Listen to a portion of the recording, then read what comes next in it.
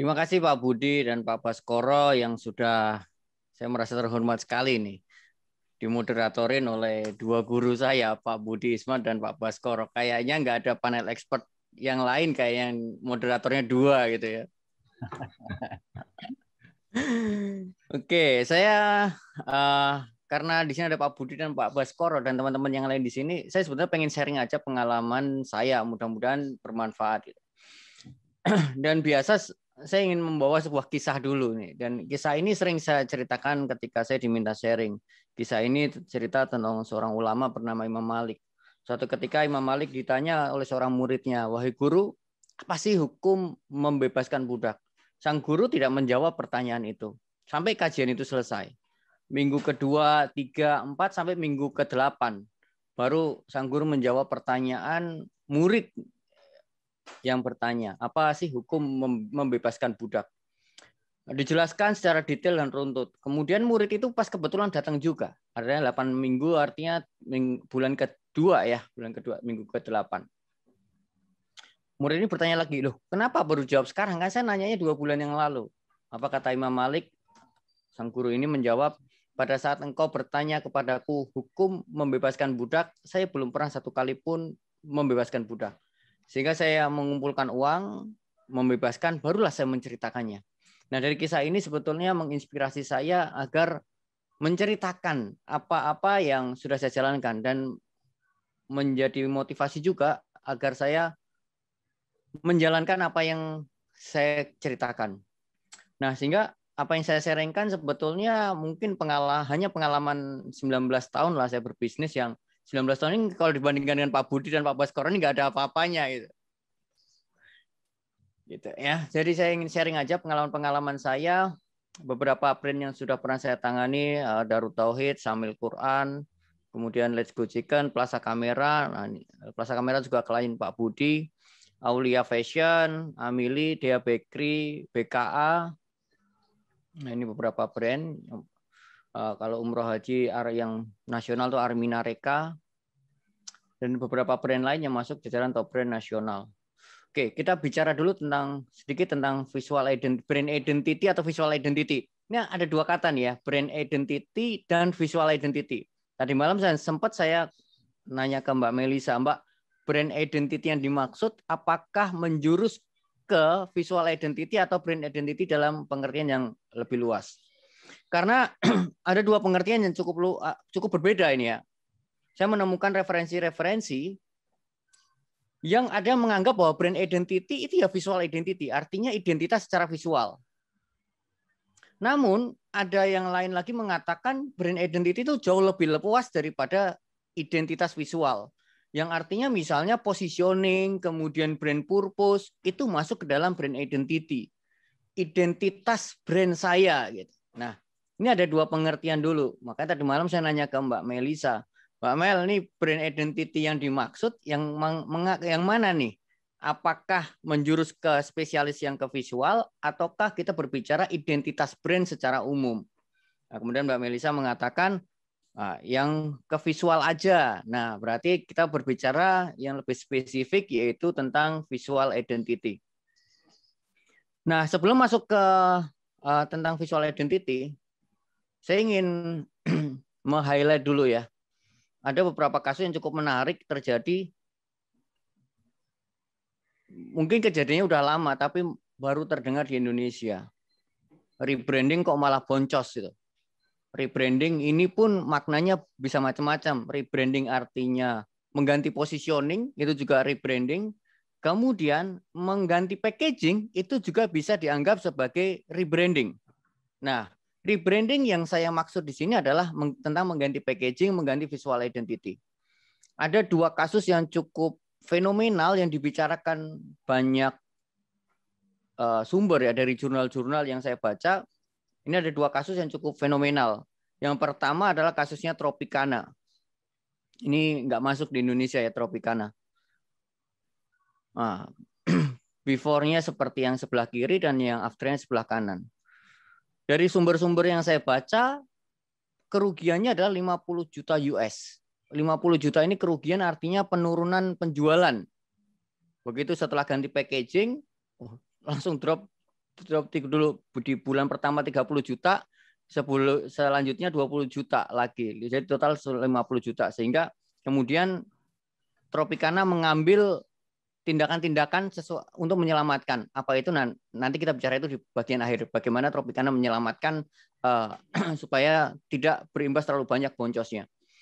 Yang kedua adalah Gap. Ini brand fashion. Before yang sebelah kiri, afternya di sebelah kanan. Setelah 24 tahun menggunakan logo di sebelah kanan, kemudian merubah logonya yang sebelah kiri, kemudian dirubah sebelah kanan. Kerugiannya 110 juta US.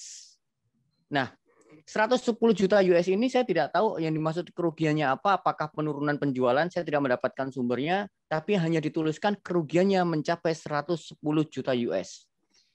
Bisa juga dengan effort yang sudah dilakukan, misalnya melakukan campaign tapi tidak berhasil, itu juga bisa. Nah, apa yang dilakukan Gap untuk mengembalikan angka ini kembali? Nanti kita akan cerita itu juga di belakang. Nah, bagaimana sih mengurangi resiko-resiko keboncosan itu apabila kita ingin mendesain visual identity ataupun akan melakukan rebranding? Oke, sebelum masuk ke sini, saya ingin melihat dulu dari skop yang lebih luas dulu. Sebetulnya visual identity ini perannya di mana sih dari keseluruhan aspek brand dan bisnis itu, sehingga lebih jelas gambarannya.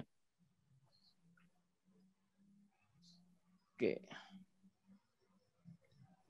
Prinsip yang saya pegang adalah konsumen itu tidak pernah membeli produk yang berkualitas. Ini prinsip yang saya pegang.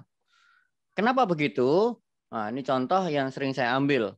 Ini mungkin teman-teman di sini sudah pernah mendengar kasus ini, mendengar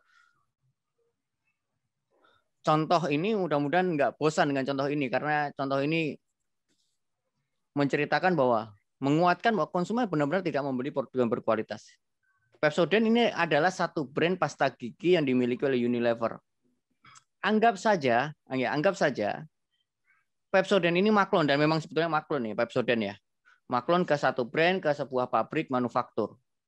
Anggap saja saya pribadi tertarik untuk berbisnis pasta gigi. Kemudian saya datang ke tempat maklonnya, saya bilang, tolong dong bikinin saya pasta gigi yang formula, bahan, tempat produksinya, mesin produksinya harus sama persis dengan Pepsodent.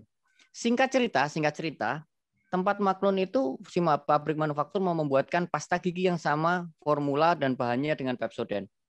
Saya datang ke tempat packaging dan saya bikin packaging yang pun mirip dengan Pepsodent. Saya kasih nama dengan nama saya, Zulkifli Den. Nah, ini kalau Pak Budi mungkin BSI Den ya jadinya, Pak.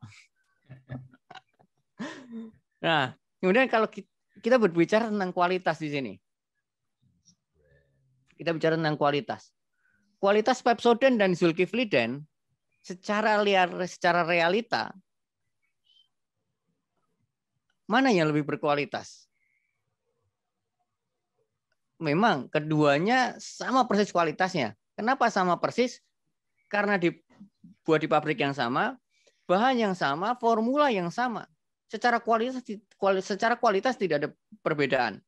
Anggap saja saya datang ke Indomaret, Alfamart, kemudian ke Transmart.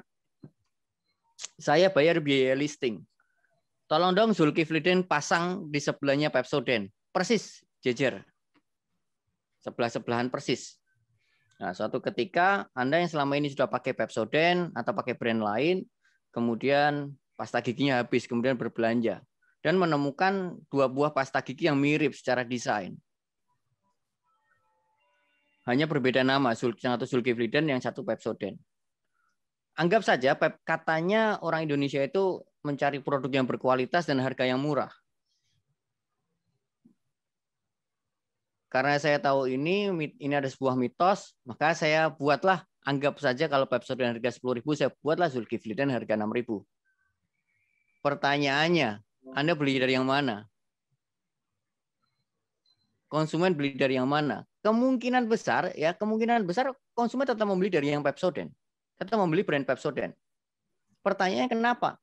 Padahal produknya sama, kualitasnya sama, diproduksi di tempat yang sama.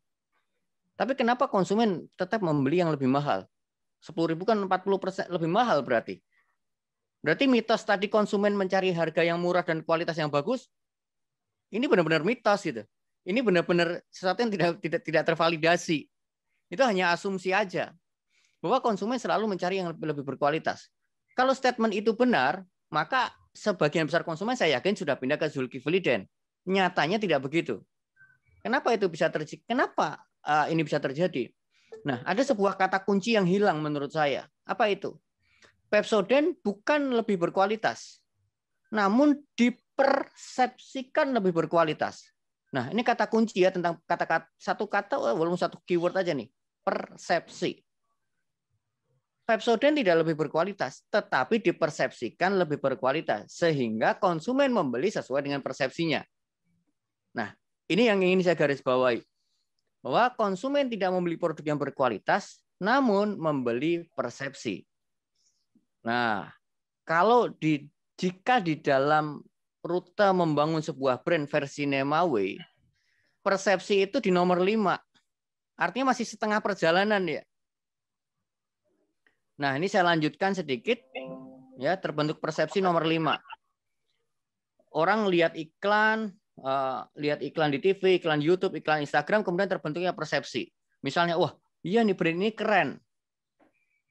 Apa yang terjadi selanjutnya? Oke, pertanyaan konsumen, saya bisa beli di mana ya produk ini ya? Yang menurut saya keren dan saya butuh produk ini.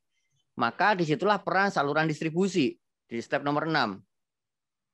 Dicarilah di rantai distribusi, ternyata ada produknya.